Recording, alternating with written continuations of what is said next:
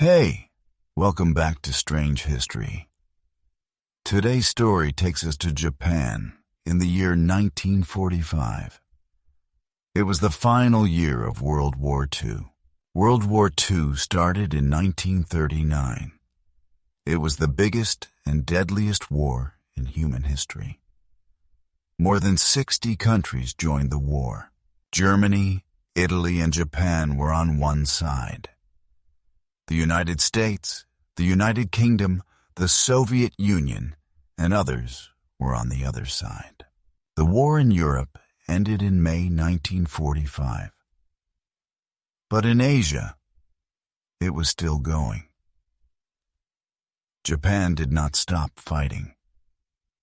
The United States wanted the war to end fast, so they made a hard decision. They planned to use a new kind of weapon, a powerful bomb, a nuclear bomb, stronger than anything the world had seen before.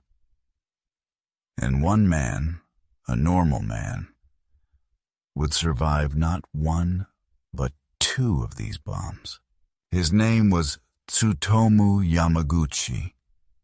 He was not a soldier, not a leader, just an engineer, a father, a husband.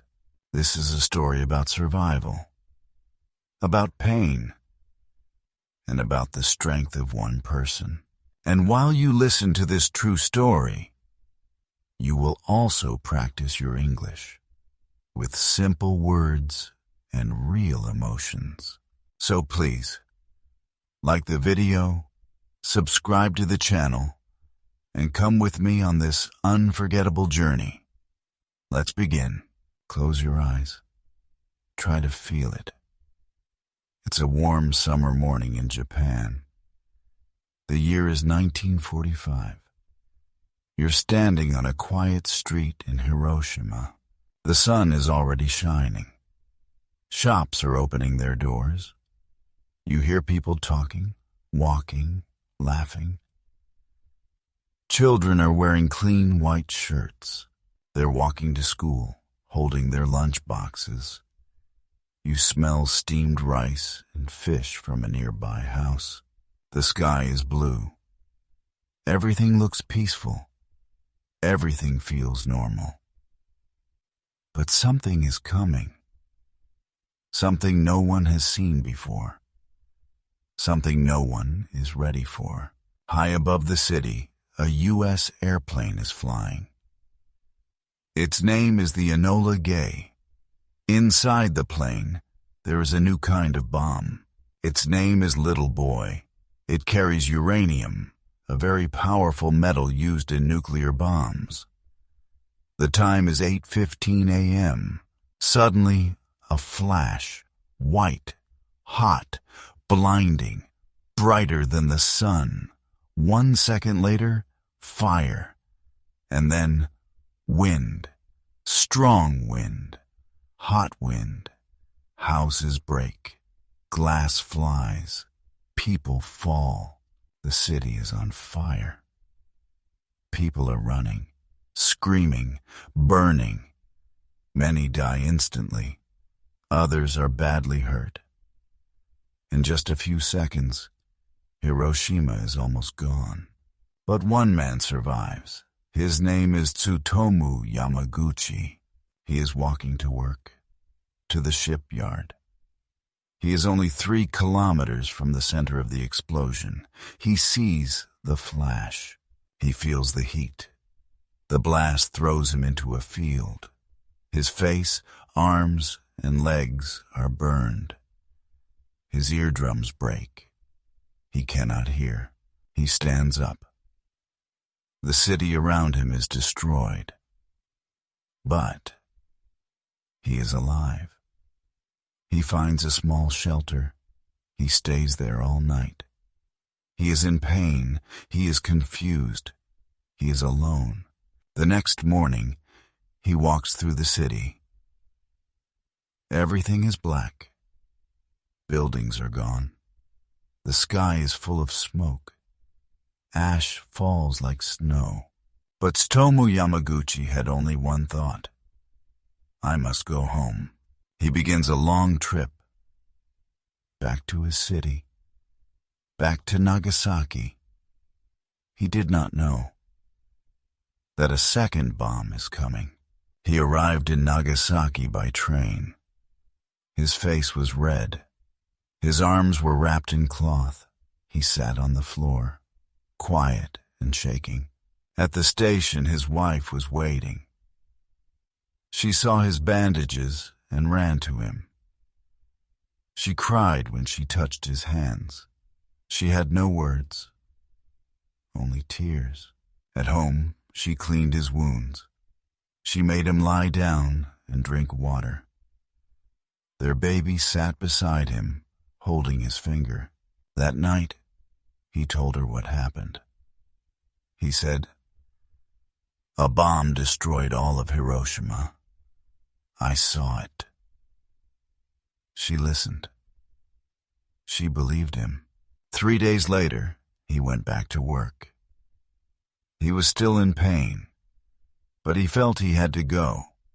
He worked at Mitsubishi. He walked slowly through the office door. His boss asked, "What happened to you?"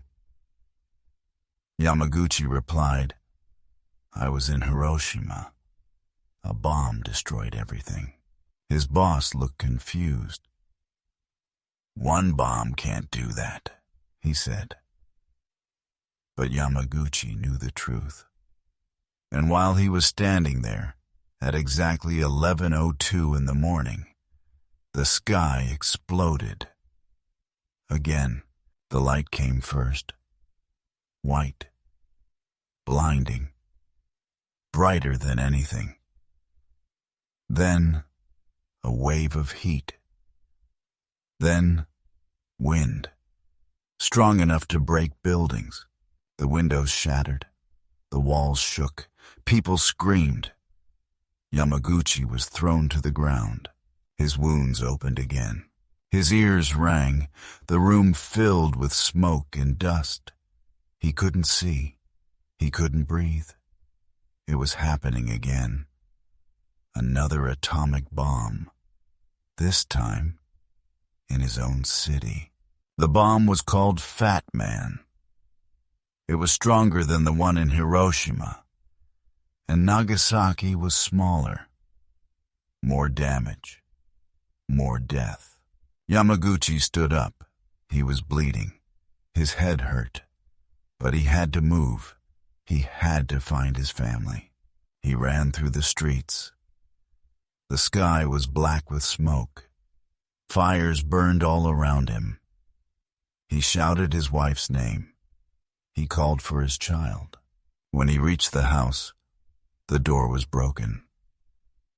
The walls were cracked. The air was thick and hot. He looked around, and then he saw them. His wife was alive. She was holding their baby. They had gone out minutes before the bomb. They were safe. He fell to his knees. He held them. He cried. That night, Nagasaki was silent. Fires still burned. Ash was in the air. There were no lights, no voices, only smoke, only darkness. 2 bombs, 2 cities, 3 days. The war was over. Japan surrendered on August 15th, 1945. 1 week after the bomb in Nagasaki, the emperor spoke on the radio. It was the first time people heard his voice. He said, "We must accept the unacceptable. We must end the war." Many cried. Some fell to their knees. But no one cheered, because the price of peace was too high. And for many people in Hiroshima and Nagasaki, the real danger had just begun. There were no more bombs, no more planes, no more fire. But the damage was still growing, inside their bodies. Yamaguchi was alive. His skin was healing. He could walk again. But something felt wrong. He was tired all the time. His hands shook. His wife felt the same. She began to lose her hair. She couldn't sleep. She felt sick every morning. Their baby had red spots on her skin. She cried often. She looked weak. They didn't know it yet. But this was radiation sickness. Radiation, energy from the atomic bomb that stays in the body. It cannot be seen. It has no smell. It doesn't hurt at first. But it slowly kills the body, cell by cell. Hospitals were full. People came with nosebleeds, fever, pain in the bones.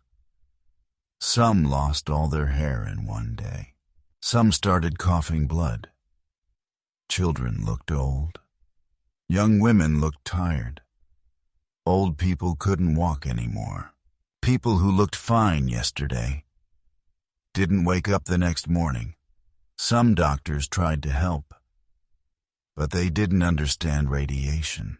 There was no medicine. There was no treatment. Yamaguchi saw it all. He waited in hospital lines for hours. He saw a boy with burned skin fall asleep and never wake up.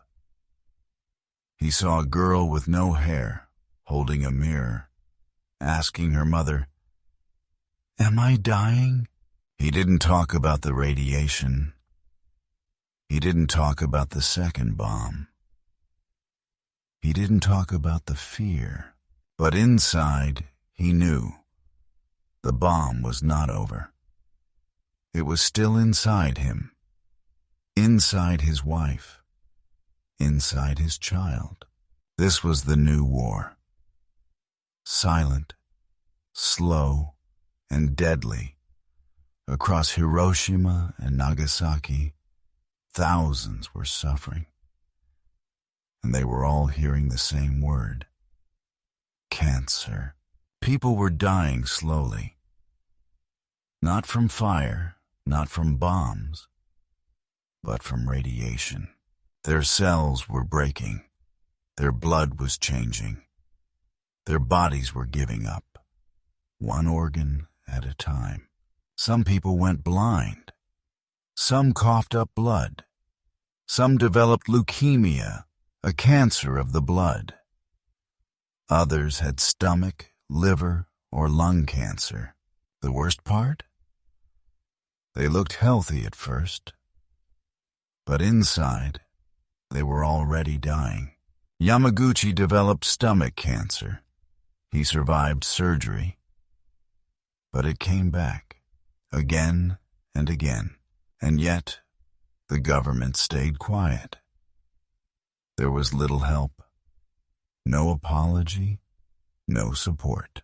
Survivors were called hibakusha, but they were also called dangerous, unlucky, different. Some employers didn't hire them. Some people refused to marry them.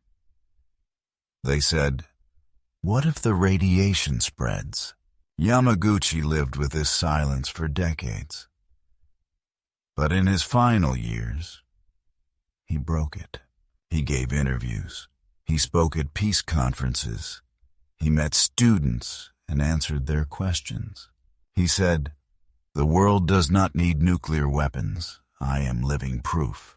In 2006, Japan officially recognized him.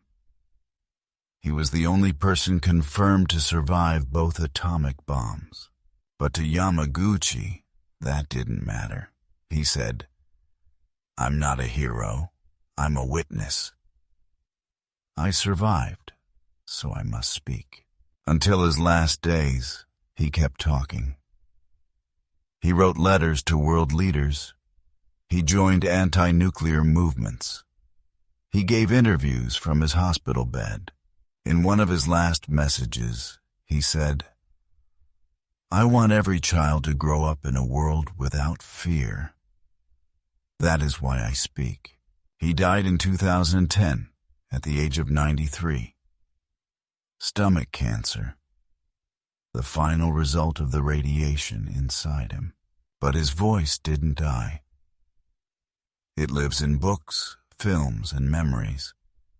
And it asks us one simple question. Now that you know, what will you do? Will you forget this story? Will you say, that was long ago, and move on? Or will you remember? This is not just a story from the past. This is a warning, a message, a truth. Nuclear bombs are not power. They are pain. They are shame. They are a stain on human history. No nation, no leader, no idea is worth this kind of suffering. So we must choose. Because remembering is not enough. We must speak. We must teach. We must say clearly, never again. War is not a solution. It never was. And history has shown us that again and again. In the past, people suffered because of war. Today, some of those same people are hurting others. The pain goes on. The cycle continues. But it doesn't have to. We can stop it. We can speak. We can choose peace. It's time to say, no more war. Thank you for listening. And thank you for being with me through this story.